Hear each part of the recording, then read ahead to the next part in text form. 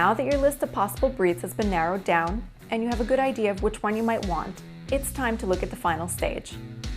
Of the breeds on your list, do some research and find breeders near you. Internet search, friends, and Facebook groups are the best way to get a list of breeders in your area. Make an appointment to go and see the dogs in person and meet with the breeder.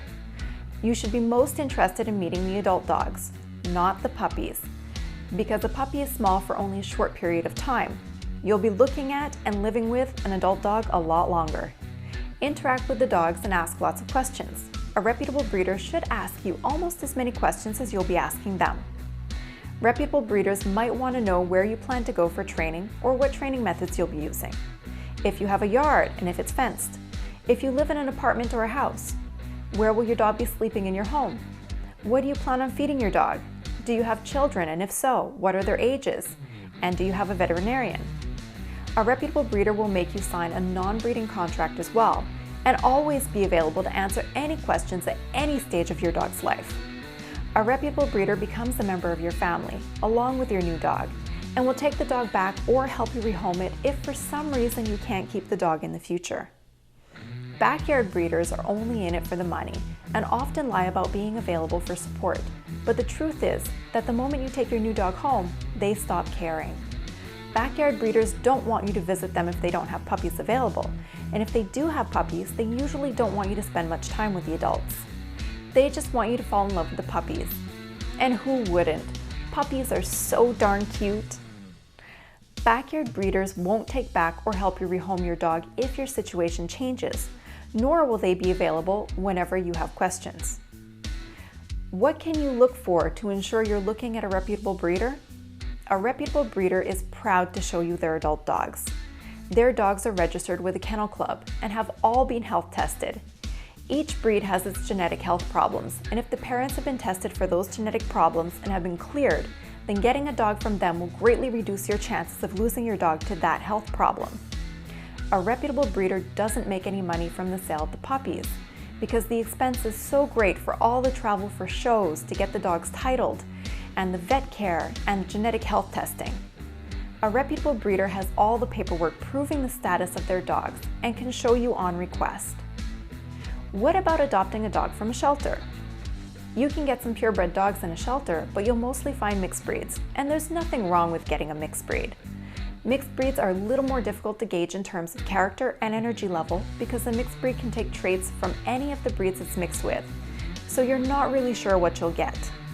For example, you walk into a shelter and fall in love with a Golden Retriever mixed with German Shepherd. Both breeds work with people, but the Golden is a bird hunting dog and the Shepherd is a herding dog.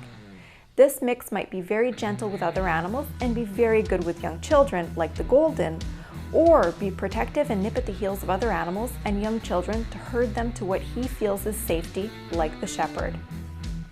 The mix might have super intelligence and require a lot of mental stimulation, like the Shepherd, or be more laid back and go with the flow, like the Golden. Maybe this mix might have both traits mixed together, so sometimes one trait might be more pronounced and at other times the other trait might be more pronounced. Any dog you bring home will have its challenges in the beginning. A puppy is so much work and will keep you up at night just like a human baby and requires so much of your attention. An adult dog will settle in very quickly and be less trouble, but might have some unwanted behaviors you'll want to train out of him, like excessive barking or jumping on people. Dogs that come from a shelter might have the worst hidden problems. After all, how do you think they got to the shelter in the first place? Someone didn't train them properly and ended up not being able to handle the problem anymore. One of the main problems we see in shelter dogs is a problem called puppy nipping. This is an easy problem to fix, but if not fixed, then it gets stronger and stronger and can really hurt you. Puppies and dogs use their mouths like people use their hands. When you see dogs playing together, they're always biting each other. When a dog is puppy nipping, it's his way of playing with you. However, it can escalate to breaking the skin on your arm as he gets overexcited. Good news is that with a little training, this problem goes away really fast. Another reason people tend to dump their dog at a shelter is because the dog jumps or barks excessively. Again, these are easy problems to fix with a little training and exercise. When looking at breeders, beware of mixed breeds being sold as purebreds. As of late, many people have decided to mix breeds together and put a cute name on them and tell everyone that it's an official breed. For example, cockapoos, puggles, golden doodles, and so on. A cockapoo is simply a cocker spaniel mixed with a poodle.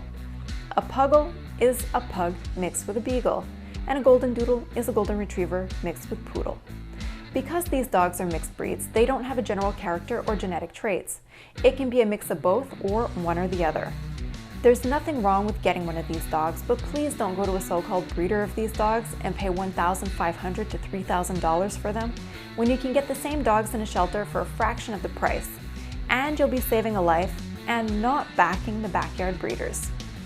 Remember about how most of the dogs found in shelters are mixed breeds?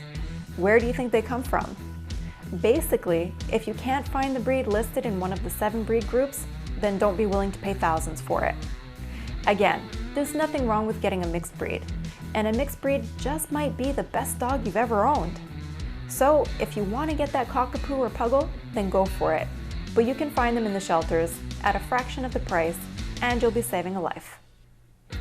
Take the time this week to join some Facebook groups and ask questions on the breeds of your choice, and begin your search for breeders, or take a walk to your nearest animal shelter and see what might be of interest to you. If you have any questions you'd like to ask me, feel free to ask in the comments below or contact me on Facebook through the Curly Horse Productions group. In our final week, we'll talk about the day you bring your dog home and what to expect.